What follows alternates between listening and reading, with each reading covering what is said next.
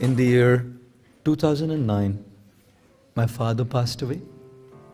He was a patient of Parkinson's disease. Suddenly one morning, I just got a call from my mother saying he's gone. I remember when I was in university, for 2 years I did not speak a single word to my father. We had some differences of opinion. Loving father, so upset with him. I did not speak a single word with him for 2 years. And just before I came to the Hare Krishna movement and joined the monastery, just a couple of months before that, my father came and fell at my feet, putting his head on my feet, crying and begging, "Son, please, speak to me." I remember ignoring that request. My mom said, "Son is your dad, don't do that to him, please." And just because my mother said, I started talking to him. And in a couple of weeks, I left home to become a monk just after I started talking to him. Every single year, from the year 1996 until 2009, I went home to see my parents.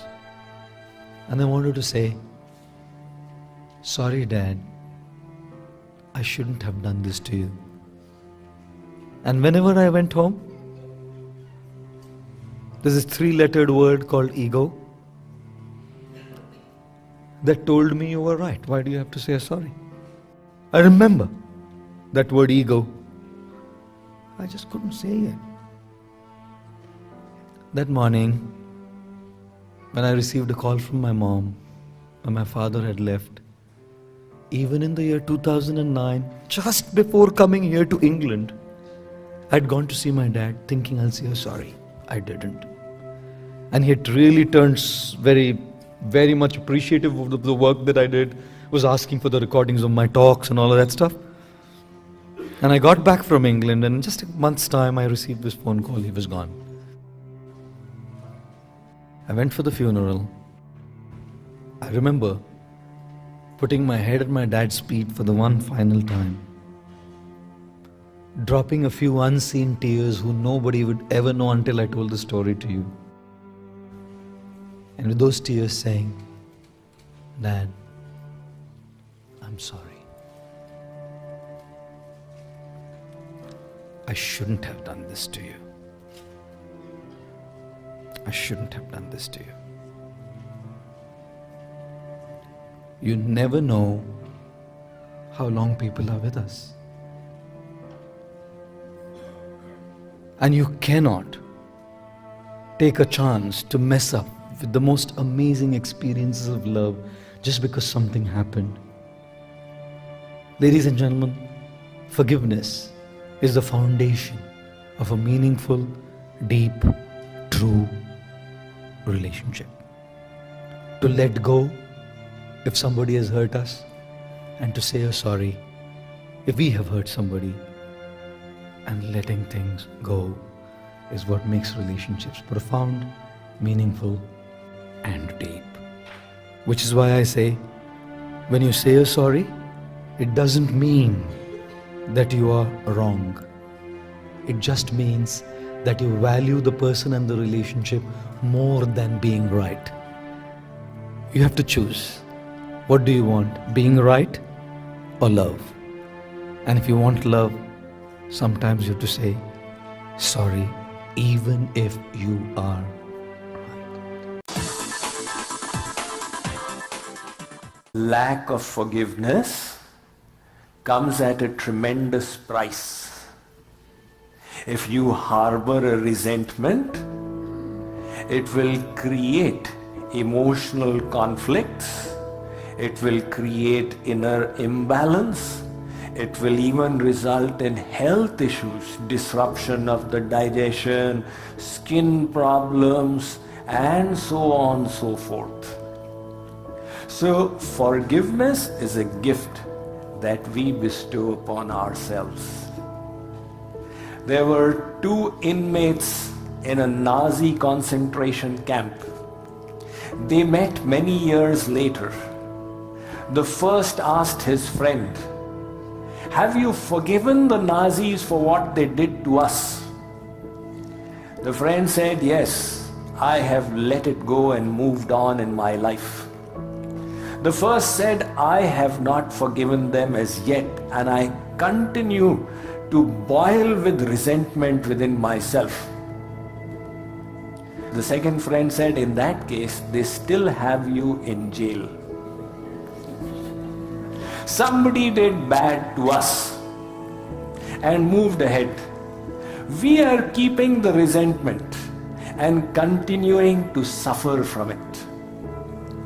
So that is why the saying that resentment is like taking poison and hoping the other guy dies. Now the other guy can even ask for forgiveness. "Please forgive me." But that will not do, because these negative feelings, we will have to release them. Nobody else can do it for us. So forgiveness frees us up. It is preparing us for the journey ahead, the spiritual journey. Because forgiveness immediately enables us to realize that my mind is not determined by the external circumstances. No matter what anybody does, I am free to choose my emotions. Unless we forgive, we are still locked by the environment. And the moment we forgive, we become free. And that is the first step for moving ahead in the process of mind control. So we need to forgive, and forgive means, it doesn't mean that, okay, now I'm here, you can cheat me after this as much as you like. You know, the famous battle between Prithviraj Chauhan and Muhammad Ghori. Prithviraj Chauhan defeated Muhammad Ghori many times. And then he forgave, all right, go. But finally when Muhammad Ghori won, he had his own nature. And he captured Prithviraj Chauhan, he mutilated his limbs, he blinded him and killed him. So forgiveness doesn't mean that, okay, now I have become vulnerable to be cheated. You should learn the lessons and keep them in mind so that people don't cheat you. But at the same time, you have to release the hurts. That is an important part of growing up spiritually.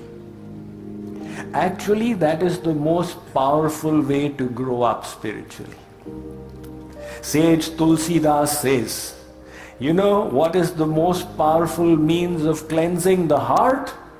He says, Nindak niyare rakhiye angan kuti chabaya nit sabun pani bina nirmal kare subhaya. Keep a nindak, a critic who repeatedly hurts you. Keep that person in your drawing room and put a tilak on his head.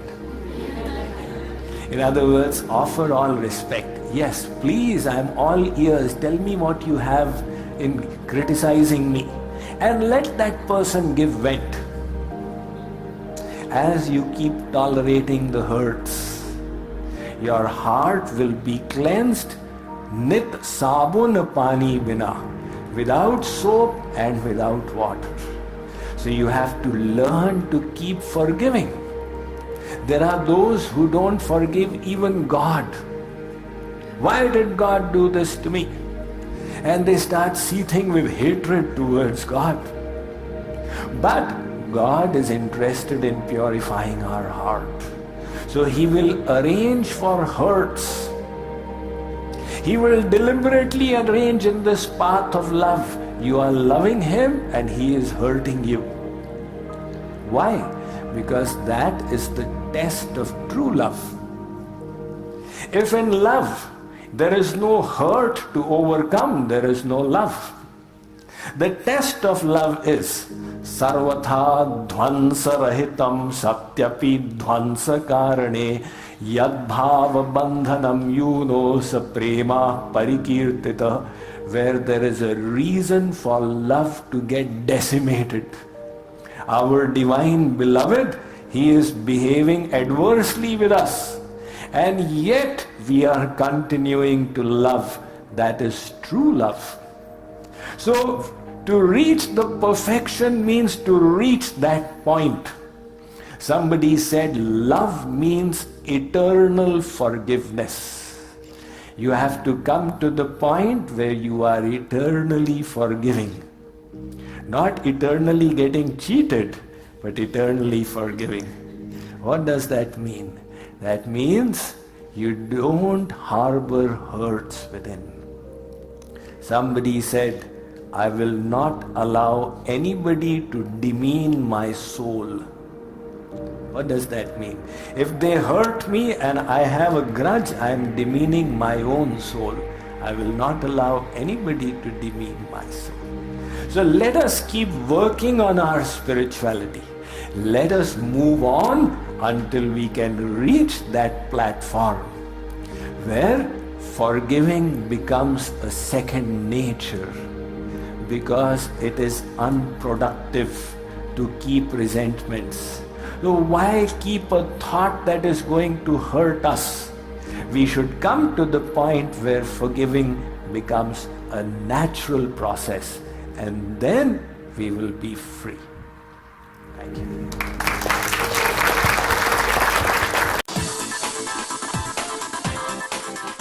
How many of us have the power to walk up to them?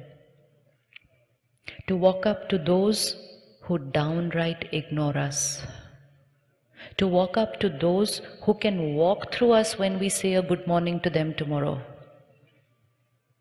How many of us have the power to go up to them, hold their hand and say good morning once again? Somewhere meaning, I'm close. Okay, which means I have the power to do it. There's nobody who does not have the power to do it. Who can't go up to a person, hold their hand and say good morning again? Who can't do it? Everybody can do it. Important is, it's not that I can't do it, I can do it. Important is, why should I do it?